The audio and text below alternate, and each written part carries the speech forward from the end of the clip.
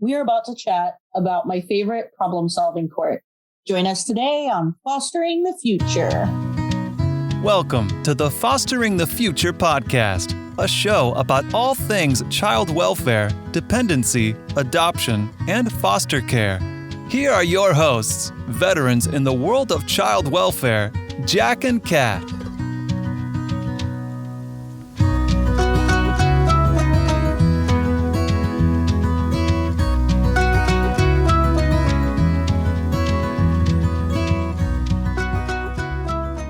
We believe that every human has incredible and equal value regardless of what side of the courtroom we sit on.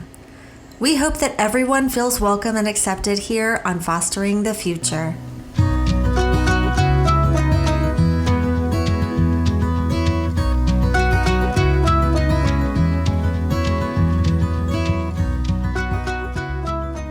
Make sure you follow us on Facebook or Instagram as Fostering the Future Podcast, or check us out on our website at fosteringthefuturepodcast.org.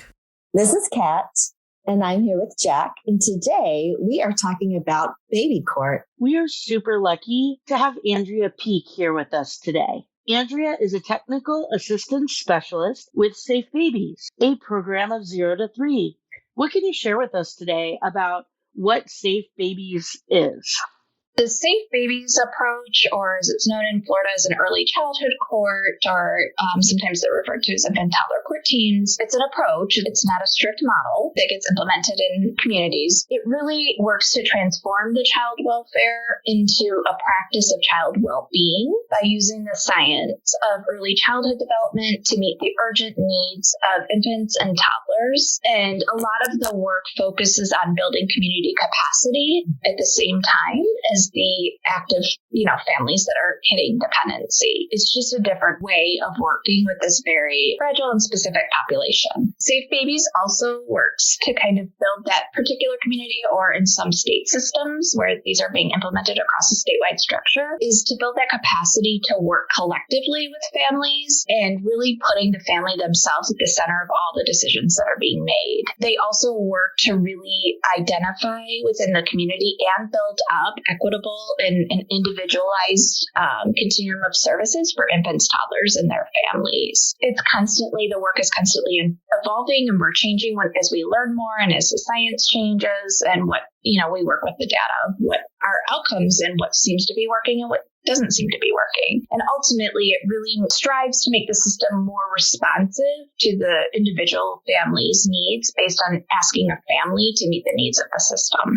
Which basically is saying that it's going to be more customized to the family, right? Instead of just like, this is the list that we give every family. Right. Actually looking at the family and see what they need and what's actually going to help them. Right. Instead of like, hey, come meet our criteria. We're creating criteria to what will suit you. Right. For example, say maybe the allegations were some substance use and, mom or dad doesn't have a job, and even a lot of times, which is really inappropriate, we're removing because the family's in poverty, and systems sometimes confuse poverty with neglect. And just because a family's impoverished does not mean that they're necessarily neglectful. And it's because of a lack of resources. And so this approach works to build up, not only work individualized with these families, but we also work in that local community and state level to build up the capacity to help support so that families aren't reliant on systems to get the help that they need. So there's a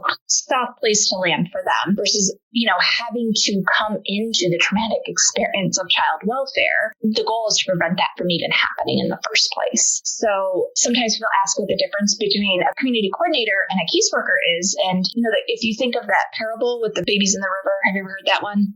There's this village and there's these babies in the river and everybody's just standing at the riverbank trying to pull these babies out, right? So if you think of the caseworker, they're the ones that are physically like, I gotta get this baby out of the water. They're in danger, right? They're gonna drown. There's babies, going down the river. And so a coordinator is gonna start to walk upstream because they have the capacity to do so, and say, why are they in the river in the first place? Why are all of these babies getting in the water? The caseworker is dealing with those immediate needs, right, to remedy and make the situation safe for the child. The coordinator is also helping in that area in a different way, but also working in the community that's surrounding and going upstream and figuring out the root cause of some of these issues to prevent it from happening in the first place. You know, it reminds me of the meaning of the book, The Deepest Well. Have you guys Oh, yeah, I read that. She talks about how everyone's getting sick from the water. At some point, someone needs to check the well. That's exactly the same thing. You know, child welfare is really tasked with, like, we got to pull these babies out. That's their job. That's their role. And that is their main concern, that the safety concerns are no longer present. But in this type of approach, like, yes, that's the main concern. And no, we do not hold children in care longer than they need to be. But because we meet so frequently, because we're having these engagements with families, it not only keeps the family accountable, but it keeps everybody else around the table accountable, because we know we're coming back to a family team meeting. We know we're going to court within the month. And so it's really great when different sites or communities or court teams can really structure. You know, when I was working in a site, let me help you understand the thinking a little bit. Court was always on Wednesdays. That was the docket day. So what we did was we held early childhood court on the third Wednesday of the month. That docket, it was a specialized docket. There was no other traditional families in there. It was a protected space only for the early childhood court or Safe Babies families. So they were heard every month on that docket. But then what we did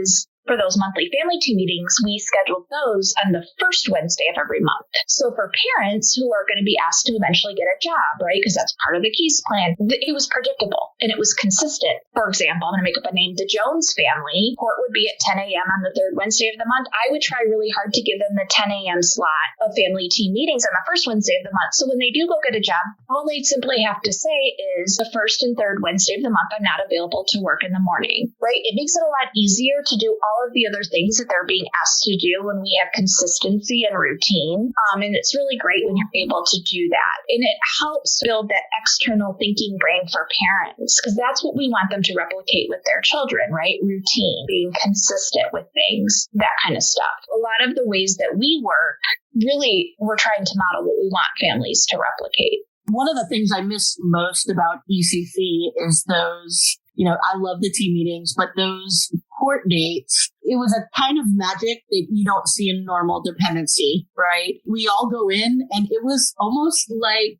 going somewhere comfortable and familiar, even though you're not there to talk about necessarily great, happy things most of the time. Like, it's really sad, right? We're dealing with really hard things and people really struggling, but I just get a smile on my face every time I think about those days. And of course, baby Jack basically grew up his first year in Judge Tepper's courtroom because he was there so much. It was a welcoming place for him to be. He just was always with me. So he went with me to court and nobody was annoyed if he made noise or if he was being disruptive. It was such a positive environment. I just can't even speak to it enough. Sitting through the other hearings, and you're rooting for these families and knowing that they're all kind of going through the same thing, which is different from a lot of families independent.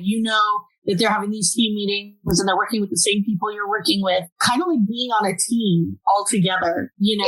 And you'd see these other families and you would see them every month when you went and you'd be rooting for them too. And were the stakeholder meetings before or after the docket? After the docket? Right. With the approach, a big piece of the approach is, in Florida, they call them stakeholder meetings.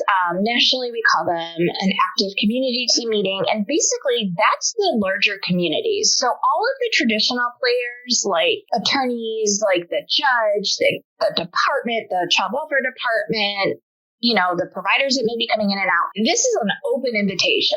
And my thing was always, everybody in this particular community does have a stake or an interest in the welfare of infants and toddlers that also live in this community. I don't care who you are. It affects all of us. That is a community that is dedicated to building up the capacity and really trying to change things in the way that we either work together or what's available outside of the system itself to help support families. And so we will use, in these types of court situations, we collect data, and it's de-identified for families, that kind of thing, but that really helps inform what we're doing in the way that we practice. And so we're able to show trends and differences that we're seeing with this specialized docket versus the traditional population. It was a place where we could come together and share ideas and resources so that we're not duplicating efforts. It was a way to bring the attention to, say, the local substance use treatment provider, hey, your wait lists are a year long. Right? Remember that ELC thing? Oh, geez. I know. And so, it's a matter, but sometimes because we all are working on our little piece of the pie, we forget and we have to talk to one another. So this approach is all about breaking down silos. Can I tell that story real quick? Yeah. So these stakeholder meetings, or as they're called now, active community teams, I love them because the trainings that you would put together for these meetings were so much better than any of the other trainings that were being offered for foster parents. And I learned so much. But one of the funny parts of it, because you have all these community members there, you had somebody higher up at the ELC program. Yeah. Right. And she stood up and she was speaking and she was really telling lots of good, positive things, giving great information. And then she said something about how they really made progress on their wait list. And there was 0 foster placements on the wait list at that point. I was sitting behind her. So I said, well, I've got a foster kid on the wait list. And I didn't mean to embarrass her or anything like that. But I was just like, did I fill out a form wrong? Did I do something wrong? Is she talking about a different area? But I had been waiting for a significant amount of time for one of my foster placements to receive ELC. And so when she said that, I was just surprised. I was like, well, how are there no foster placements on the list if I'm on the list? And she was like, wow, give me the information. I'm going to get that fixed. I hadn't even pulled in my driveway. And I got a call from the ELC program apologizing that the wait was so long and letting me know that it had been approved. Just by being able to attend the meeting, first of all, she was able to get information that whatever number they had given her that day was not accurate. And I was able to get information about how to get my foster son set up on ELC. So us being there together solved the problem that day, and also might have solved other problems if there was something not matching with the data that was being given to her. And I remember on my way out of the courtroom that day, because you remember that state attorney, we're walking out the door and she said to me, oh, you really read her or something like that. And I was embarrassed when she said that because I didn't mean to embarrass anybody or call them out. So that's the point. What I do now, I'm working, with state level officials or folks kind of at a higher level. And this is what I've learned. Oftentimes, and we all know and understand the way, organizations or things are structured, systems are structured, what leadership thinks is happening is usually 90% of the time clearly different than what's going on in practice. And it's important to bring everybody together. And the way things are structured funny, and it's this hierarchical system, this takes all of that away and brings everybody in the same room. That's a great example of how an active community team or stakeholders group makes those types of changes. Because if it happened for you, I guarantee you it's happening for 500 other families in this county that are experiencing the same thing. And they're just unaware, right? It's a piece that got missed. I have another example out of that group. And also ELC is the Early Learning Coalition in Florida. And that was how our child care vouchers were set up. All of our kids kept getting screened out of needing physical therapy or speech therapy or occupational therapy. They would always just get screened out. And we couldn't figure out why, because our infant mental health therapist kept saying there's a speech delay with this kid. I'm telling you, they need speech. Well, we found out it was a screener, and the screener was based off of caregiver report. We all know that, if you've had young children, you typically understand what your child is saying, but the difference is that can other people understand what they're saying, right? You live with them. So when you're doing things based off of caregiver report, and for whatever reason, and this is, parents and foster parents alike tend to they feel like if they say, yeah, I think there might be an issue, it's a reflection on their parenting, and it's really not. And so they would just just be like, yeah, they're fine. And so kids wouldn't get services that they really, really need. And it came out in one of those meetings that was happening. And we remedied that and just said, look, if, another clinician feels like there's some sort of delay, we're going to do a full-blown assessment to make sure. And after we made that change, it was like 98% of our kids ended up receiving some type of early intervention service because they did need it. And all this time, they were just getting screened out.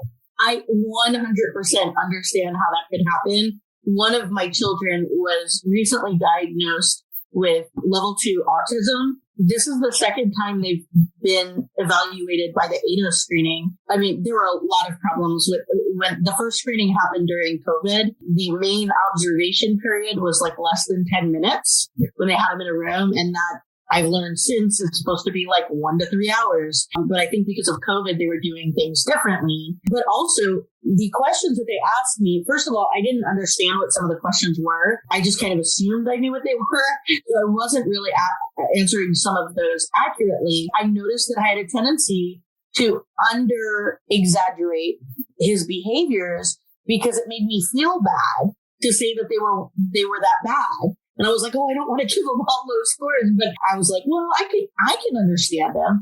But, during his second one, the doctor who is administering the test was like, I don't understand any of this. Do you understand this? And I said, yes. And she's like, well, I can't, just because you understand it, you're his parent and you're always with them, because you have the ability to understand what he's thinking and saying because you're connected to him in that way, does not mean that he is communicating to the world in that way. When you're doing screeners with a caregiver, I think that we just have a tendency to just this natural instinct. You don't want to admit that things wrong, right? Like exactly. Yeah, and here's the thing too. Like pediatricians are a great example of this. So, like kids that are in care that are coming into foster care, from the fact that they were separated from their caregiver in the first place, and I don't care if it happened at birth at the hospital, it does still impact them. They are already at risk for these delays. And the longer that we don't address it, that's where you start seeing preschool expulsions and things like that if it's not caught early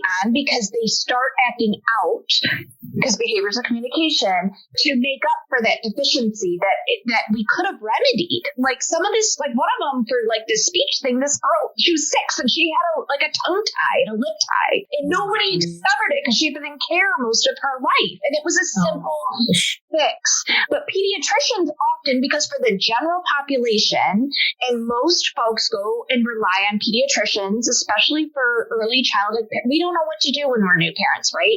We depend on the doctor, but they also are medically trained, but the social, emotional, that type of developmental for babies isn't their wheelhouse. And so when you have somebody that is really highly specially trained to assess that, that is the word that we are going off of. So a pediatrician in general will say, let's wait and see. But a child that's not walking or like crawling or whatever, like whatever it's mentally appropriate, for a kid in care to say wait and see could be detrimental to their further growth and development versus somebody that's not coming from that type of situation. And so we will rely, well, the doctor said just wait and see, it's fine. A lot of times it's not, because they're not looking for that. They don't have the full picture and circumstances to incorporate of like what else is going on with that baby. And that's the work of these types of specialized courts, where we're really honing in and bringing in the experts in all of these areas to help remedy and heal this family from the baby all the way to the parents. And I know that this is something that the CBHA writer can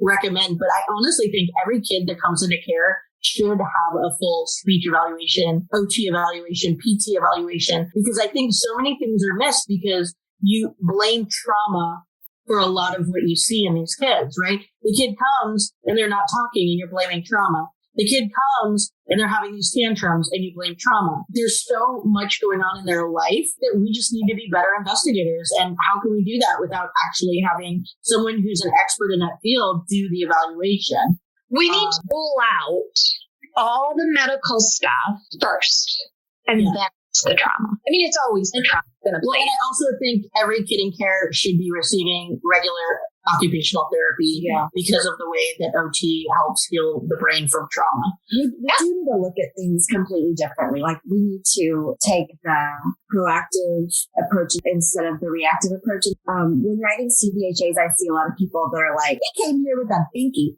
I took that away. I don't have 2-year-olds with a binky. And I'm thinking like, oh my gosh, give him a binky back. This baby just lost his mind. Everything. Yeah.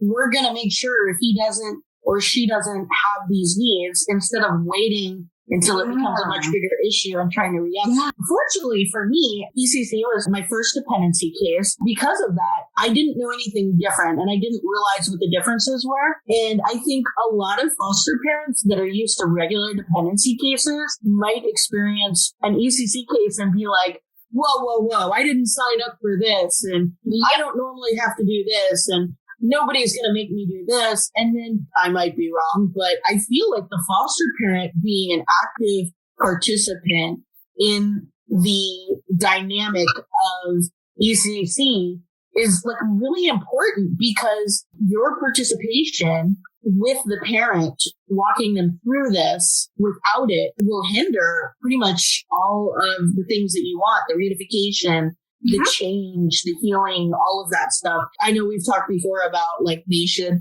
have foster parents that are specifically assigned to ECC programs, because those are the people, if you get these placements and all of a sudden you find out, like let's say you have a full-time job, you have the type of job where you have to be on call or you don't have any control over your hours, and you can't go to therapy, you can't go to the therapy appointments with the kids and the mom, and you can't go to the team meetings, like that's going to create a hindrance in the case. If you don't know and you get the placement and then you find out what the expectations are after you get the placement, I can understand why a foster parent would be unable to do that if they like physically can't attend these things because of their other commitments. Regardless, what are some of the different responsibilities for foster parents if they're in an ECC case compared to the normal dependency cases? They should be told right away, what the expectations are. But in general, the goal is reunification until it isn't. And if your motives for being in there aren't really to help support that, then this might not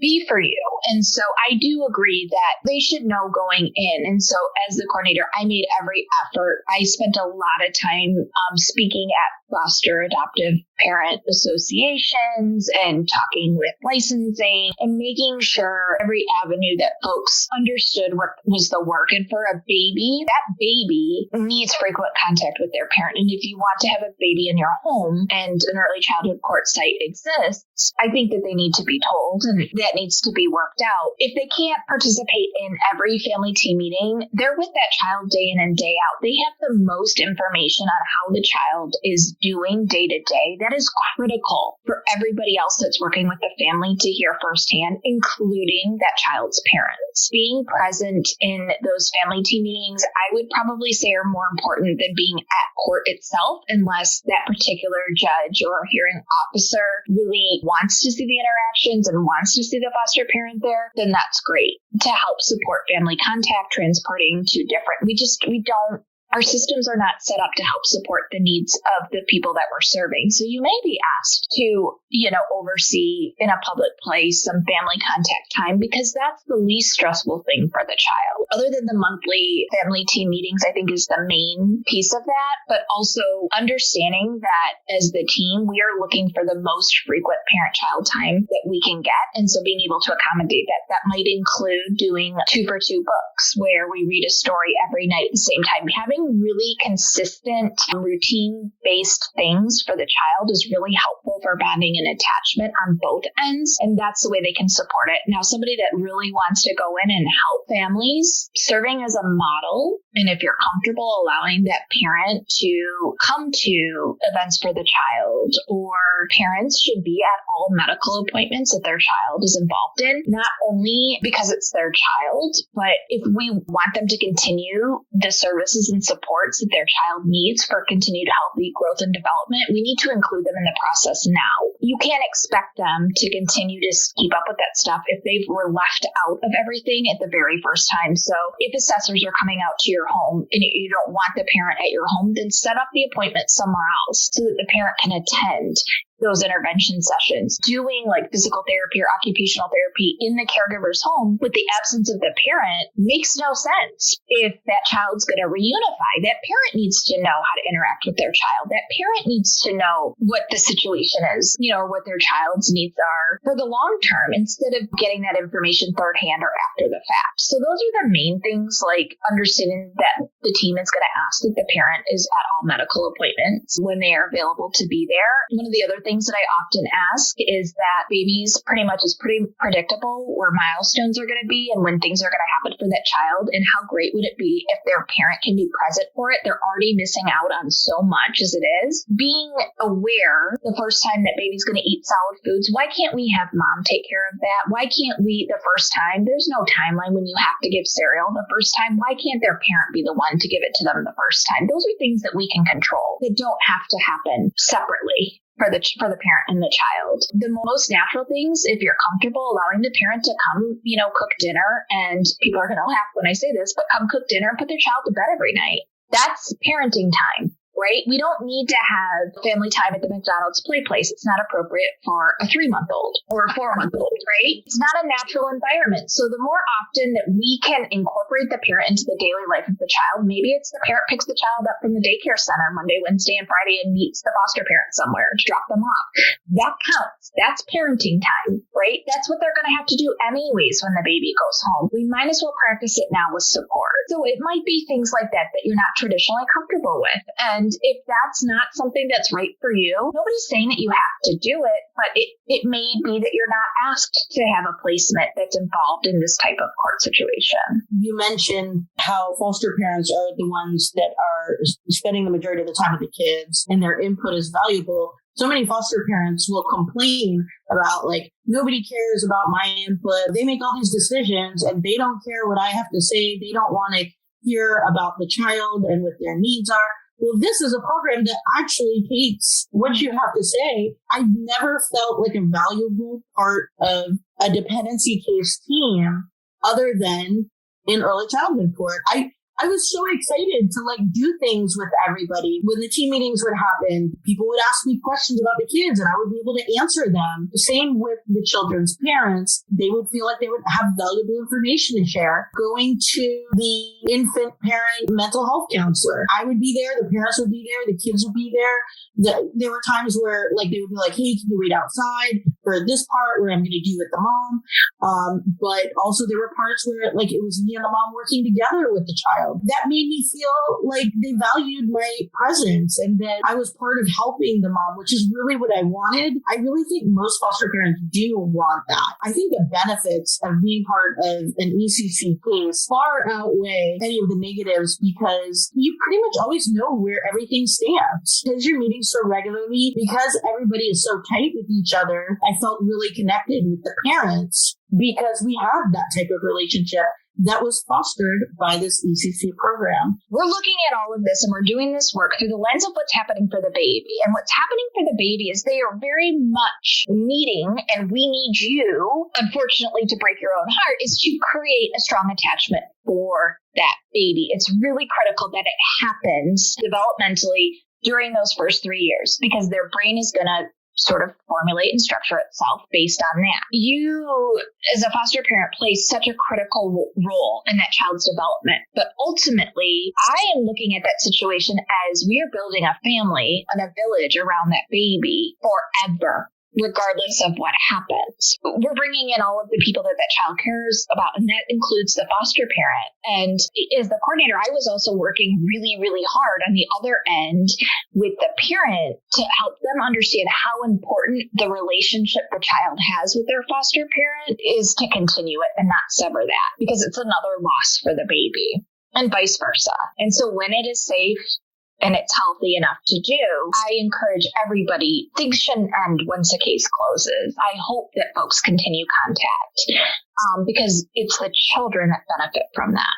That's definitely a benefit for everybody because the parents get support that they wouldn't have otherwise from having this additional foster family in their life. The children don't have to lose somebody who is important to them and that they have a relationship with. And, it's every foster parent's worst nightmare when the child leaves and you never hear from anybody ever again, and you always wonder how they're doing. So, the best success cases are when years and years down the road, you're continuing to hear from these families and that they're reaching out and using you as a resource, especially, is the best. The difference of having court hearings and meetings monthly, you can't emphasize the difference that makes enough. It does.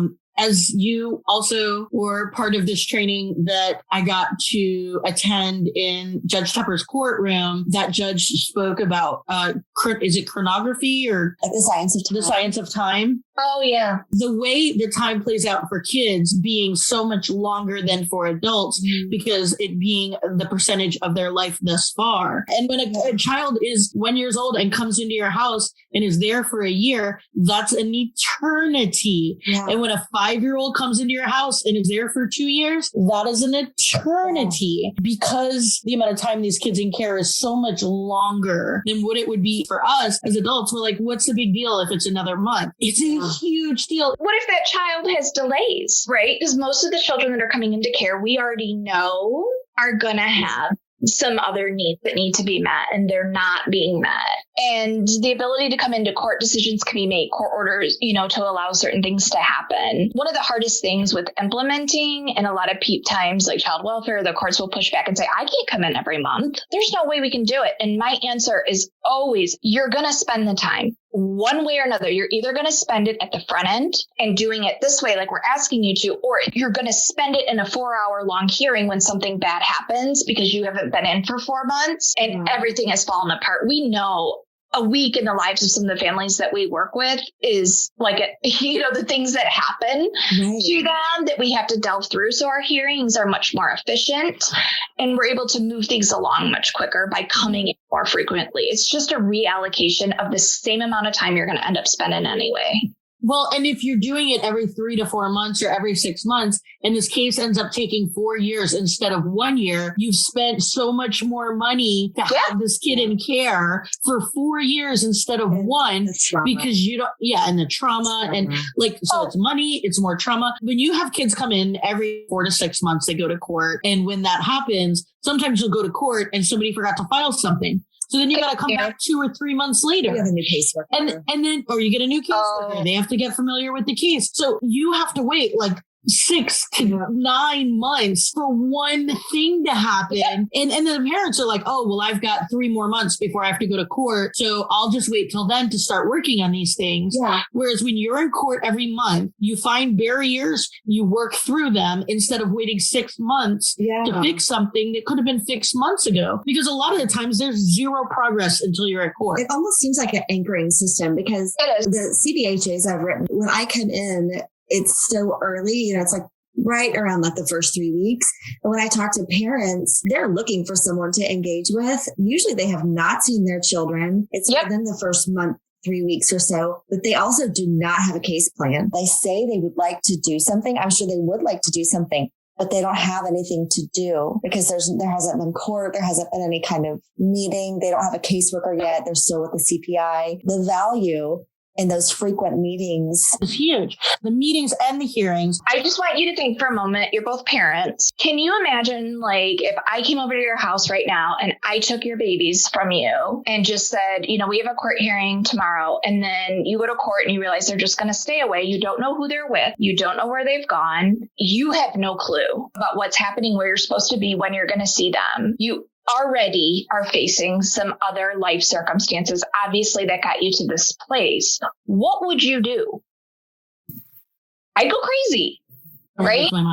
I would lose my mind not knowing anything that is happening or what's going on. With these types of infant toddler courts, we engage families as close to the time when the child was physically separated from their parent. We want to get in as close to that time as possible. For me in Florida, because we do those hearings within 24 hours of that removal, we have a really short turnaround time, which is great. Oftentimes that was where I first met those families. But in my experience, anytime it was is longer than that period to engage with a family, because the traditional system, they don't do much until that case is adjudicated. And sometimes it's 30, 40 days out. There's nothing for the family to do. But when you offer something like this, we can get started on stuff right away because we likely know what's going to be ordered. The parent agrees to do it. And we're already making plans to figure out when they can see that baby right away. First question I used to ask parents is, when's the last time you've seen your child? We need to figure that out. And then, I was pulling in all of the people to make sure that that stuff moved along a whole lot quicker, because it is wasted time. And parents that are facing substance use disorders or other issues, the longer that kind of time goes without any engagement, you're going to lose them. That's why they fall off the map. That's why they fall further into substances, because of the circumstances. I wouldn't be able to face it either. Like, I would never want to use drugs ever, ever, ever. But if someone took my kids, that might be the thing that made me go, why not? Let's use drugs now. I remember writing a CBHA once on the woman, and I liked almost everybody I worked with, to be honest. I really did. I remember writing a CBHA once on this woman, and her kids were teenagers, and she lost them as toddlers, got them back, lost them again as teenagers. And she was telling me that when she lost them when they were toddlers and they'd been gone for a couple months, she started feeling like, this isn't so bad. Right.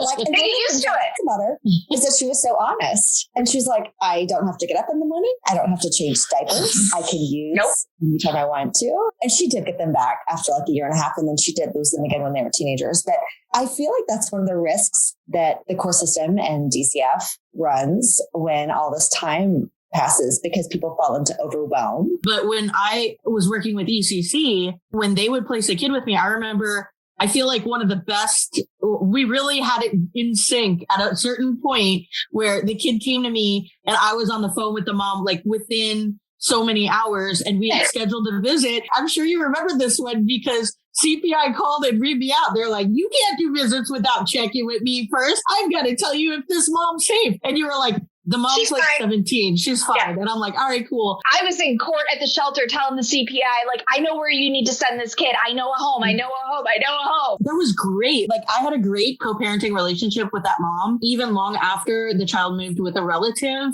Still wanted that baby back with you. Remember? She's like, I want him to go back to foster care. I remember walking out of that hearing because she had said, yes, I want this child to go to my relative. And we walked out of that courtroom and she grabbed my hand and whispered into my ear, I feel like I just made the worst mistake of my life. I kept in touch with her and like tried to encourage her and support her. We had that one good, man. We had a visit for her within 24 hours, her and the dad. I got Jack Daddy involved in that. Yeah, he was on the phone with the dad. Compare that to these regular dependency cases where the kids come to my house, nobody has any information on anything, and there's like 3 months before there's another visit. Well, that's because of our privatized system here in Florida.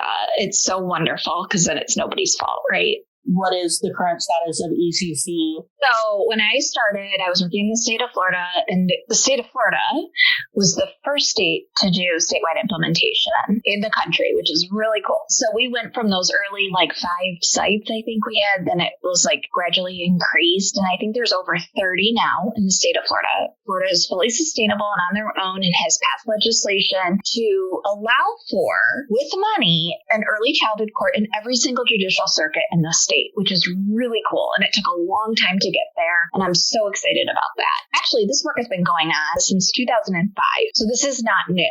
Currently, there are 15 states that are doing a statewide implementation of this type of approach. They're working to have in the next 5 years at least 3 different sites, so 3 different counties in their state that have an early childhood court, if not more. There's 15. And then we have a lot, over 100 individual sites across the country. On the East Coast, New Jersey is statewide implementation, Florida, Tennessee, South Carolina, Georgia. And then in the middle, we've got Oklahoma, Iowa, Ohio, Michigan, Colorado, Arkansas, Utah, Washington State. There's a lot that are doing this across the country. We've had sites in Alaska, in Hawaii. Recently, somebody from Australia has reached out. There's just a lot of really great work that's going on, and it's continuing to spread because we know that it's working, and we continue to collect data and do research and continuously make improvements. My hope is that this just becomes the norm and that it's not a small, subset of 20 families in each community that are able to be supported in this approach, but all families with a child under 3 that are in this situation are able to get this level of support and help and hopefully being able to remain a family or not, but every individual that's involved in the situation is able to heal and grow from it. Thank you so much for joining us today. Make sure you subscribe and follow us on social. We hope that you join us again next time and keep on fostering the future.